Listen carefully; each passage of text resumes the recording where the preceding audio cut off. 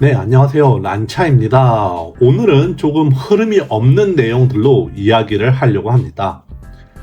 제가 사정이 생겨 베이징에서 상하이로 건너오는 바람에 상하이라는 곳을 처음 접하게 되어 많이 낯선 상황입니다. 아마 일주일 정도 된 것 같아요. 만일 상하이에 계신 분께서 혹시 상하이의 가벼운 소개라든가 아니면은 추천하실 수 있는 음식점 또는 커피라도 할 수 있다면은 감사하겠습니다. 편안하게 연락 주세요.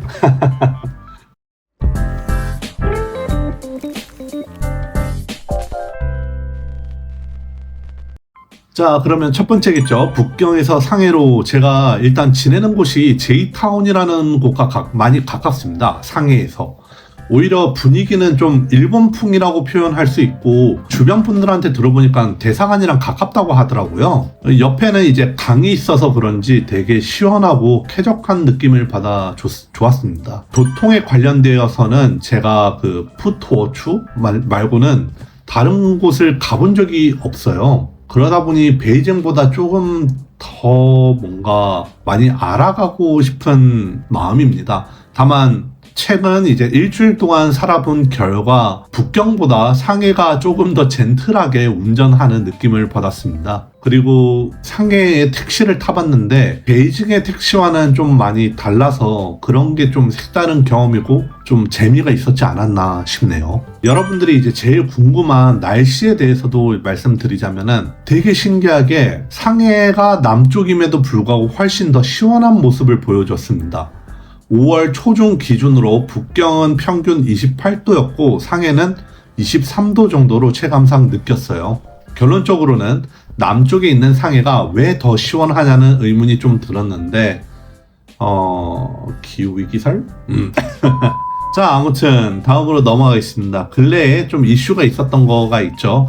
5월 한 중순 정도에 있었던 해외 직구에 대한 금지가 있었다가 또 다시 철회했었던 거. 그 위에서 진행하는 거에 대해 이해를 하지만은 한국의 특성상 무역이 핵심인 입장에서 이거를 진행한다면은 좀 주변 국가라든가 아니면은 한국에 직접적 수출을 하시는 외국 기업들 또는 외국 국가들이 좀 많이 싫어하겠죠. 예. 특정적인 건 아니고 어떻게 보면은 다만 제가 여기서 너무 신기한 게 있었다면은 그 예외 품목은 어째서 골프채, 낚싯대, 향수, 술, 기성세대 분들이 주로 사용하는 그 애용품들에 있어서는 제한을 두지 않았는가, 이거는 좀 신기했습니다. 조금 정부에서 약간 갈라치기 하는 느낌도 받았는데 여기까지. 이게 이제 다시 철회가 되었고 조금 더 완화가 되든가 아니면은 국민과 다시 소통을 하고 전문가들과 논의 끝에 발표를 조금 더 깔끔하게 해주시지 않을까 싶습니다. 기다려 봐야 되겠네요. 다만 저는 이걸 보면서 예전에 느꼈었던 일본을 많이 닮아간다. 일본은 여전히 아날로그 스타일이에요. 근데 그 아날로그를 왜 안 바꾸냐 하면은 또 여러 가지 그들만의 그 관계가 있다 보니까 정부가 함부로 못 바꾸는 입장인 거죠. 바꾸면은 또 기존에 있었던 기업들이 무너지기도 하고 여러 가지 이런 이슈가 있다 보니까 그런 것 같은데, 다만 계속 지속적인 변화를 안 한다 하면은 일본처럼 약간 아날로그 시대로 점점 저희가 접어들지 않을까. 거기다가 R&D 개발 이런 것도 점점 뒤처지게 되겠죠. 왜냐면은 좀 표현이 좀 그렇긴 한데 외래종이 아예 안 들고 오직 토종만 있으면은 그냥 퓨어해지는 수밖에 없거든요. 그러면은 다시 이제 외래종, 외래 기업 이렇게 표현할 수 있겠지만은 그런 게 들어왔을 때 엄청난 영향력을 끼칠 수가 있고 그게 한국의 경제 생태계를 파괴시킬 수도 있는 그런 상황이 오지 않을까 싶습니다. 물론 규제로 그걸 다 전부 막을 수 있겠지만은 그러면은 결국 한국에서는 빈부격차가 여기까지. 아무튼 여러분들이 훨씬 더 저보다 많이 아실 거라 생각하고 저는 이런 부분에 대해서 이야기하고 싶지 않았고요. 아무튼 이런 부분에 대해서 이야기해서 정말 죄송합니다. 자, 바로 다음으로 넘어가겠습니다. 중국 취업에 대해서 말씀드려야 되겠죠. 총 5월 초부터 이유는 모르겠지만 채용에 대한 재활성화가 시작이 되었습니다. 근데 제 입장에서는 첫 번째가 바로 2024년 1분기에 대한 발표가 나옴과 동시에 그 긍정적인 그 경제 지표를 보여줬거든요. 몇몇 이제 기업, 중국 기업들은. 그러다 보니까 다시 이제 채용에 대한 활성화가 시작되는 게 아닌가 싶고요. 그리고 미리 이제 5월이니까 3개월 정도 남았잖아요. 9월. 그러니까 9월에 졸업하시는 분들을 미리 좀 뛰어난 인재들을 먼저 채용하기 위한 그런 발판이기도 합니다.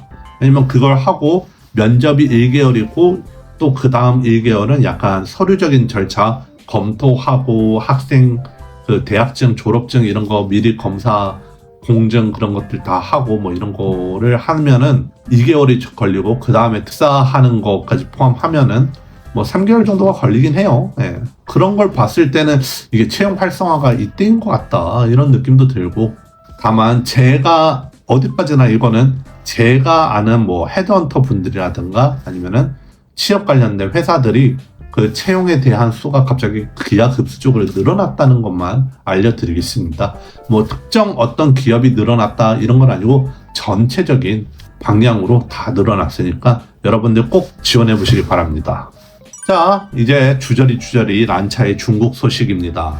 여러 방면에서 중국 의학에 관련된 해외 출항을 돕기 위한 여러 조치가 있었습니다. 전통 한약재의 주요 생산지로는 그 올해 1분기 간수성에서 한약재가 수출액이 전년 동기 대비 55%나 증가했다고 해요. 수출 시장은 11개 국가로 더 확장이 되었다고 하니까 점점 더 중국의 의약품들이 많이 해외로 나가지 않을까 싶습니다. 또 두 번째, 베이징에서 도시 지도자를 중심으로 저공 경제 발전을 위한 어떠한 그룹, 지도 그룹을 설립할 계획이라고 합니다. 한 3년 안에 저공 경제 관련 기업을 약 5,000개를 돌파하겠다 이런 건데, 이게 저희들 입장에서는 뭐 5,000개야 왜 이렇게 막 뭔가 뻥카가 많냐라고 하겠지만은 5,000개의 스타트업을 만들고 나서 다 죽입니다. 나 다 전부 구조조정을 시킨 다음에 거기서 뛰어난 10몇 개들만 계속 이제 지원이 되고, 그리고 예를 들어 이제 A 기업에는 A 기술이 엄청 뛰어났는데 B 기업은 B 기술이 되게 좋았어요. 근데 B 기업은 부도가 났으면은 B 기업의 기술을 따로 사가지고 A 기업이랑 이제 합병을 시켜버립니다. 그러니까 5,000개를 만들고 계속 합치는 겁니다. 합쳐서 최종 진화를 시켜서 10개 정도의 기업을 만드는 거죠. 그게 중국에서 진행했었던 전기차 뭐 아니면은 자동차 브랜드가 대표적입니다. 이게 저공경제라는 게 그 도심 속에서 플라잉카 뭐 그런 거라든가 아니면 셔틀 관련된 드론을 생각한다는 건데, 뭐 지금 이제 설립한 계획이니까 오래 걸리겠죠. 네, 그리고 내용은 여기까지고요. 자, 이만 여기서 끝내겠습니다. 이상입니다. 끝!